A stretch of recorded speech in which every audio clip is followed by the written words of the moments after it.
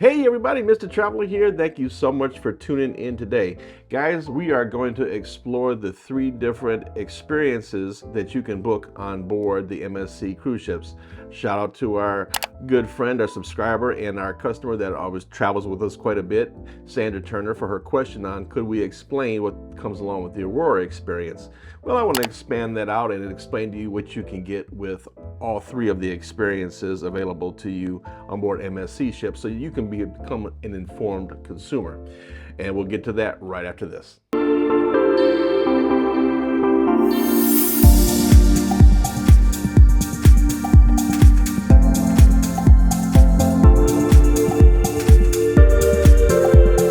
Thanks for tuning in today, guys. If you like content like this, like getting this information, please make sure you subscribe to the channel and hit that notification bell so you know when we go live or upload videos like this. We appreciate the love and support. It means a lot to us.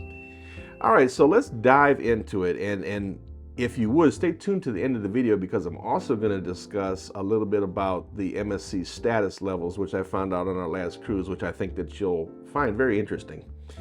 And today's video specifically is going to be about the three different experiences that you can book on board the MSC ships. Those are the Bella, the Fantastica, and the Aurora experience. And so let's dive into them and what does that mean when you're booking? You're saying, oh, do you want the Bella experience? You want the Fantastica? It's a little confusing. So let's dive in and tell you exactly what it means. First of all three of them, if you read the fine print, says that it comes with a discounted beverage package at time of booking. So that's just like any other cruise line, right? If you book the drink package ahead of time, you're probably going to save 25% instead of booking it when you get on board the ship. So that's all that means. It's available to you no matter what room you book. So we'll put that there and we won't discuss that any further. Now we're going to start at a Bella experience, which is the lowest class. Now the Bella experience, you can book those at interior ocean views and balconies. And typically, these are going to be the lowest price rooms in each of those categories. Why? Because it's going to be a guaranteed cabin. So MSC will choose the location of this cabin for you. You could receive your assignment several weeks before your cruise. We've had it as soon as 2 days before our cruise.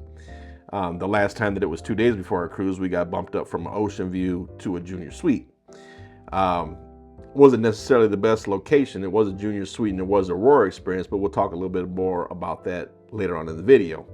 But you could potentially, with a balcony, get an obstructed view.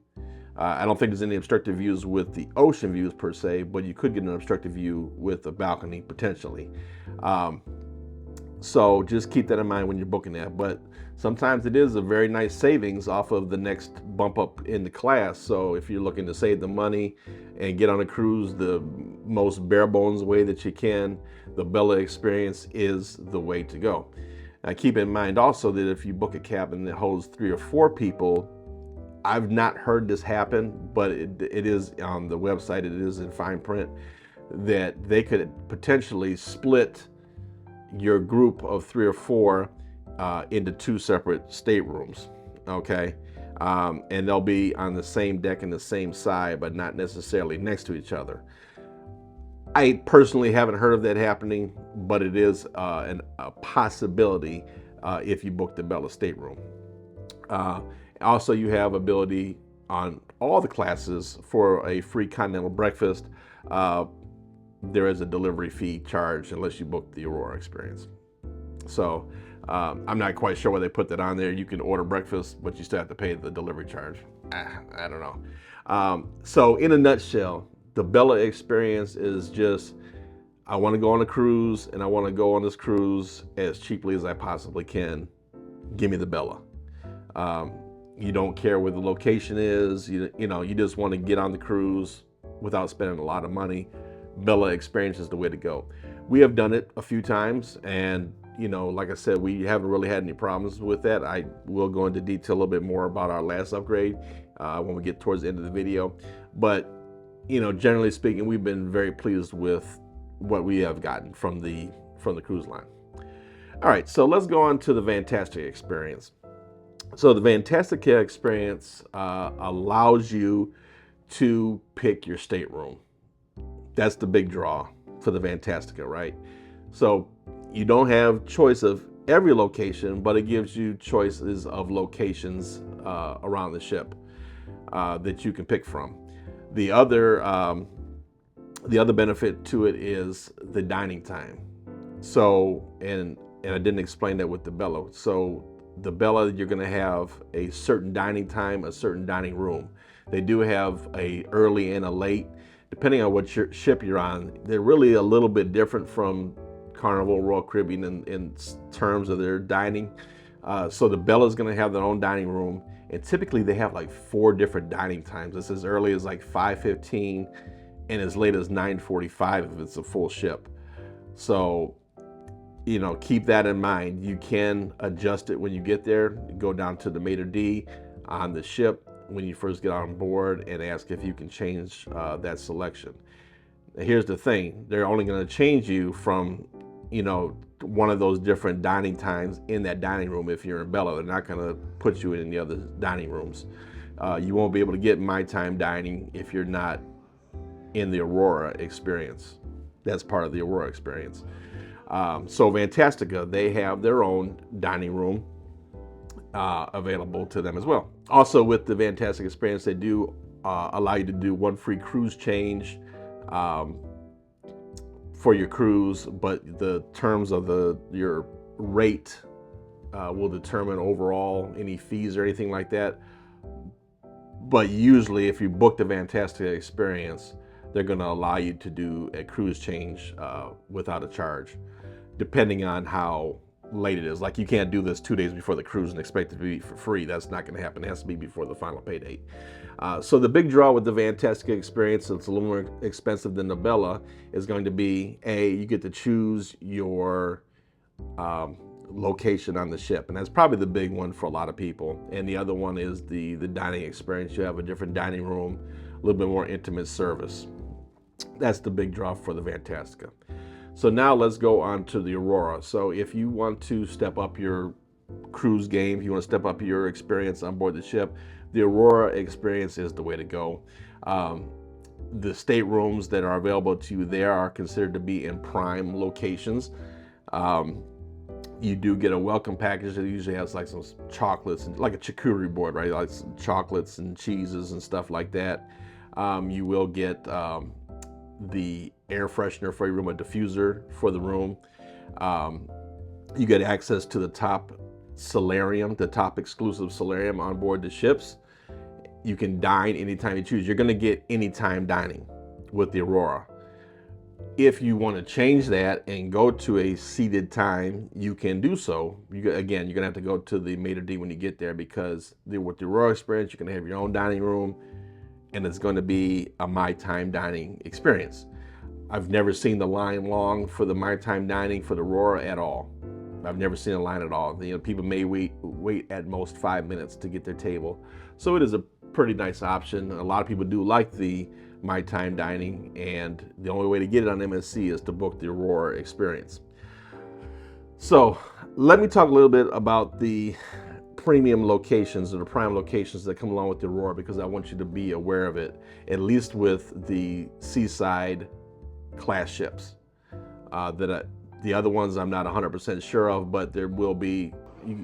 When you book these, make sure that you keep these things in mind, and you always should for a ship, right? So when we look and book cabins for people, we always try to look above us. Is there going to be something crazy above us or below the cabin that could be a distraction or lessen your enjoyment of the cruise? So on these seaside ships, they have the top floor in the middle of the ship located as Aurora class ships. They also have deck 9, the junior suite cabins like the one we just had, Aurora class cabin as well. Here's the problem with that, and this happened to us in our last 2 cruises. So we had the top floor on Aurora.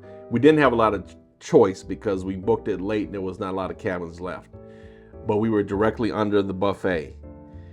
And I mean, those chairs, there's no carpeting. Those chairs hit the floor all night long until 2 o'clock in the morning, and then it started right back at like 6. I mean, all night long you just heard the chairs dragging, and you kept hearing like all night long above you. So, my advice to, and I put this on my comment card with MSC, and I encourage you to do the same. Those should not be Aurora class cabins. That is not a top level experience to hear that all night long. Likewise, the junior suite cabins,